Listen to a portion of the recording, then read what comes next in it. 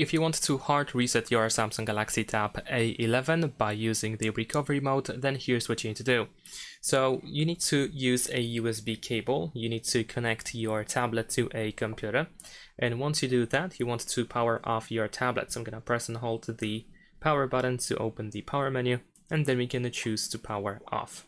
Now, we need to wait for the tablet to completely shut down, and also since we are technically charging our tablet, we need to wait for the charging information. So first you will see a logo on the screen, a charging icon, which should appear just in a couple of seconds. There we go. And after that, we need to wait just a little bit more to see the battery information. And once that appears, you will have to press and hold the power button and volume up button, and you will have to hold these two buttons at the same time. There we go. So now we're gonna press and hold these two buttons, and you want to keep holding these two buttons until you see the Samsung logo. So soon we should see it. There we go. Now we can release both buttons, and we should be in the recovery mode afterwards. There we go.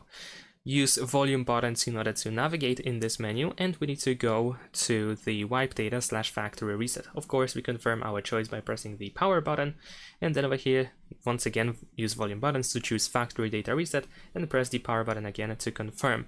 If there is like any other thing that you need to do before you actually proceed with the factory reset, then of course follow these instructions that you will see on the screen. And if you go back to the main menu of the recovery mode, then you might need to choose reboot system now to go back into the normal mode. And of course, if you did perform the hard reset, you will have to go through the initial configuration.